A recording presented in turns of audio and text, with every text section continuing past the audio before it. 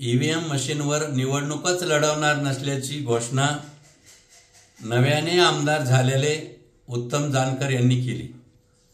खरं म्हणजे त्यांना अजून राजकीय बाळसच आलेलं नाही। ज्यांनी मार्करवाडी सारखं गाव लोकशाहीच्या मंदिरात ईव्हीएम मशीनच्या नावाने तमाशा करून वेठीस धरलेलं आहे।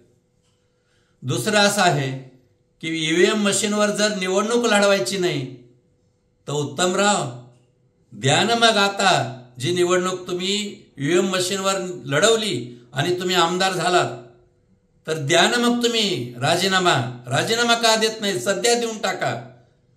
आणि म्हणून कसं आहे की केवळ प्रसिद्धीसाठी आता आमदारांनी विधानसभेमध्ये बसण्यापेक्षा आमदारकीची माळ गळ्यात पडताच रोज काही ना काही विषय काढून बालिशपणा चालवला हे नक्की। ज्या संजय राऊताचं राजकारण हे केवळ माध्यमाच्या कॅमेऱ्यापुरतंच मर्यादित आहे, त्या राऊत यांनी आता पंतप्रधान 29 पर्यंत राहणार का 2035 अखेरपर्यंत हेच राहणार हा विचार करता कामा नये। दुसरी गोष्ट ही आहे की एक देश एक निवडणूक राष्ट्रहिताची आहे, लोकशाही सशक्त होणारी आहे, प्रशासनाचा आर्थिक बोजा कमी करणारी आहे। एवढंच नव्हे तर आचारसंहितेच्या नावाखाली वर्ष वाया जातं त्याच्यापासूनही मुक्ती मिळेल। आणि म्हणून सर्वसंमतीनं हे धोरण येत असताना वेड्याच्या बनात वावरणारे संजय राऊत चांगल्याही प्रश्नावर विरोध करण्याची त्याला सवयच आहे।